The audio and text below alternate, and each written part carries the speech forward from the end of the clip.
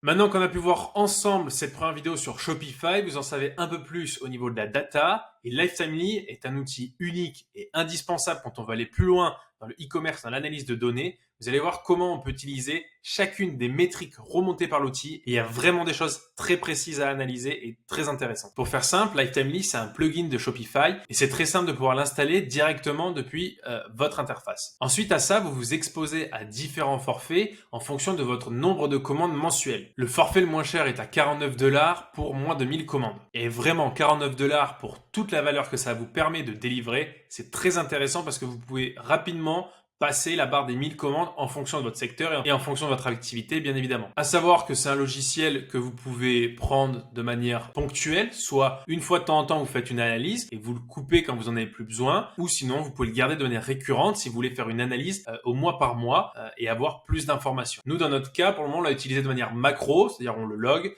ensuite on va le couper et on le reprendra plus tard, peut-être une fois par trimestre. Ça fait pas grand-chose d'économie, mais c'est toujours ça que le client ne dépense pas et potentiellement, on peut le mettre dans d'autres logiciels. Ça nous fait une enveloppe budgétaire à dépenser dans de meilleures conditions. À notre habitude, on se retrouve sur mon écran pour que je puisse vous expliquer comment fonctionne Lifetime.ly et comment, à votre tour, vous pouvez vous en servir dans votre stratégie CRM et même plus globalement dans votre stratégie d'acquisition e-commerce. Parce que oui, ici, notre sujet, c'est le mailing, à savoir que l'analyse de données bénéficie à l'ensemble de votre activité. Pour répondre à notre deuxième enjeu qui est autour d'une problématique simple qui est de faire passer nos clients à une commande à plusieurs commandes, donc réussir à les faire racheter, nous allons commencer par utiliser l'outil Lifetime.ly.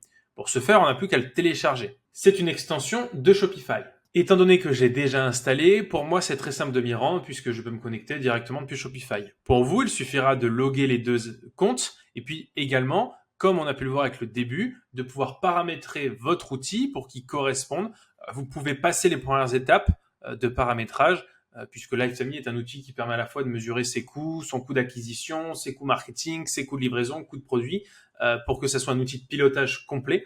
Mais ici, nous nous concentrons pour analyser le comportement de nos utilisateurs. Dans un premier temps, sur Lifetime.ly, une section qui est pour le pilotage de votre activité, ça va être l'ensemble des informations qui sont liées à vos coûts, à vos produits et à vos commandes. Nous ici, on va se concentrer plutôt sur la deuxième partie de l'outil qui comprend les outils de Lifetime, notamment de valeur client à vie, et également les outils de comportement du client, en commençant par les outils liés aux cohortes. Lorsqu'on arrive sur les cohortes, ici, on peut voir la période que nous, on a sélectionnée, donc les 12 derniers mois, et il y a une possibilité de sélectionner la métrique. Soit on peut avoir les ventes accumulées par consommateur au cours du dernier mois, on les retrouve globalement sur Shopify, ces informations. Ici, nous, l'information qui va nous être intéressante, c'est le nombre de commandes par consommateur. Pour vous détailler le tableau, ici on voit la période sur laquelle nous regardons notre activité, ici le nombre de nouveaux consommateurs et combien en pourcentage de ces consommateurs, donc de ces 23% de ces 260 consommateurs, ont racheté. Et ça confirme un petit peu ce qu'on voyait en première analyse dans la première vidéo, qui est que sur en moyenne 320 consommateurs, il y en a 52 qui rachètent, soit un peu plus de 17%. Mais ce qui nous intéresse aussi, c'est la suite de ça. Combien de ces 17% rachètent une troisième fois, ainsi qu'une quatrième, etc., etc. Et on peut voir que sur les 12 derniers mois, sur les nouveaux clients, il y en a 5% qui ont, en moyenne, été jusqu'à la troisième commande. Cet indice nous permet de comprendre qu'il y a un taux de réachat, mais surtout d'avoir une base de travail. On sait que maintenant, les actions qu'on va mettre en place vont se baser sur ces deux chiffres. 5% de personnes qui achètent une troisième fois et 17% de personnes qui achètent une seconde fois. Maintenant, notre objectif va être de connaître la composition des paniers de chacun des clients. Pour analyser ces données, nous allons avoir besoin d'aller dans les comportements utilisateurs et notamment dans le Product Journey, qui ici pour moi est l'outil le plus important de Lifetime.ly. Ici, il faut comprendre que les informations remontées correspondent à des personnes et à des clients qui ont au moins passé 2 commandes afin d'avoir une chaîne de produits. Donc ici, vous pouvez voir la première commande et ici la seconde commande. J'ai flouté les informations afin de conserver la discrétion de notre client. Mais globalement, lui, il a une activité sur un produit unique, mais qui est différent par son contenu. Donc, les variantes sont plutôt par thématique et non par produit même. C'est pour ça qu'on va aller chercher des types de produits. Maintenant qu'on est sur le type de produit, on voit en particulier qu'il y a un produit qui ressort majoritairement des consommations. Même en ayant flouté l'image, on voit que globalement, les consommateurs qui achètent un premier produit en orange achètent le même produit en orange derrière. Une simple minorité qui va sur d'autres produits. Sur les produits violets, on peut voir que c'est le schéma qui se répète et il y a qu'une petite minorité également qui part sur le produit bleu. Sur le produit bleu, c'est différent. On dirait que c'est un produit plus de tests. Et il y a moins d'un tiers de personnes qui va reconsommer un produit bleu. Sinon, ils vont plus se diriger vers une gamme au-dessus. Il faut savoir que la manière dont ils sont classés, c'est la manière de qualité et surtout en rapport avec le coût de chaque produit. Et enfin, le produit en vert est un produit d'appel. Les personnes qui sont susceptibles d'acheter ces produits reviennent vers ce genre de produit. Donc, ce qui nous permet de comprendre ici qu'on va devoir clairement segmenter notre audience parce que quelqu'un qui achète un premier produit de type orange va racheter un produit orange. Donc, si on sait que dans notre audience, plus de 15% des personnes ont acheté qu'un seul produit, on va pouvoir leur destiner un message qui correspond au premier produit qu'ils ont acheté pour qu'ils puissent racheter un second produit. Ensuite, il faudra affiner en fonction du contenu du produit. À présent, notre objectif va être de comprendre quel est le temps moyen entre deux commandes. Pour ce faire, on a la possibilité d'avoir le time between orders. Sur les 12 derniers mois, on peut voir que la fréquence de commande entre la première et la seconde commande est en moyenne de 30 jours, voire 60. C'est justement l'analyse aussi qui en était ressortie, notre première vision sur Shopify. Et on peut voir qu'après 120 jours, il y a les 2 tiers de notre audience qui auront déjà repassé leur commande.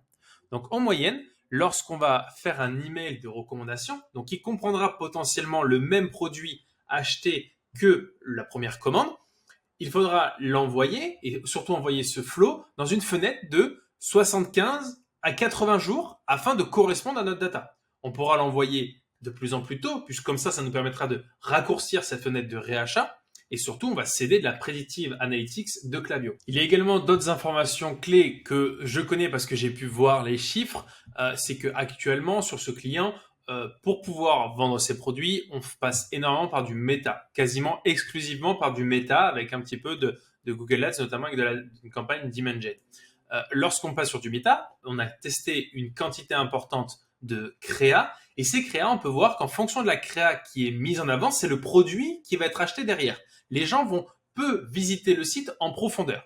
Donc, ce qui nous permet d'avoir un autre indice, qui est que, en fonction du produit présenté, c'est le produit qui sera acheté. Pour connaître les produits à succès, on va pouvoir se rendre notamment dans la segmentation. On va se rendre en segment. On peut choisir First Order Channel. Ici, je peux voir les top produits qui sont commandés en première commande.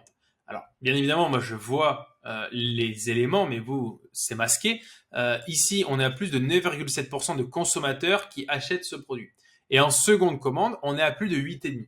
Donc, techniquement, avec ces 5 produits, on sait quels sont les premiers produits les plus consommés et également les seconds produits les plus consommés. Ça va nous permettre de faire des associations entre nos créas sur Meta, nos premières commandes et nos secondes commandes. Puisqu'on va pouvoir, sur Klaviyo, créer un segment qui va être poussé sur Meta.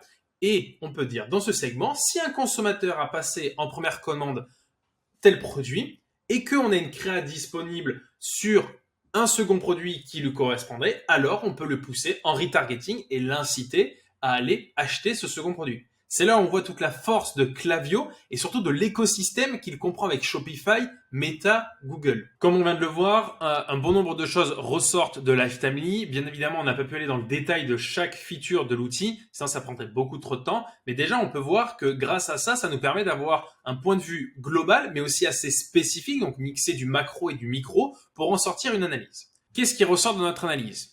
Il ressort qu'on va pouvoir intégrer un flow post-achat et cross-sell qui va recommander certains produits et cette recommandation va être conditionnée à la première commande de nos clients. Ce flow pourra être réparti sur une durée variable allant de 30 à 60 jours puisque comme on a vu, c'est la fenêtre dans laquelle on a la possibilité de faire le plus de nouvelles commandes de la part de nos clients. Également, on va pouvoir créer un segment de retargeting qui va être disponible sur Meta et pourquoi pas sur Google puisqu'on a également des campagnes de Demand Gen qui tournent. Et ce segment va être également conditionné à la première commande de nos clients. À savoir que si un client a acheté le produit A, mais dans son panier, il n'a pas acheté le produit B, et que le produit B correspond bien à la possibilité de ce qu'il a de consommer, alors on peut lui proposer. Et ici, ça nous permettra de couvrir à la fois les mails, mais également les ads avec du Meta et du Google. Soit on va pouvoir aller dans l'ensemble de son écosystème et lui proposer les produits qui lui correspondent. Enfin, on pourra faire un flow dit de réanimation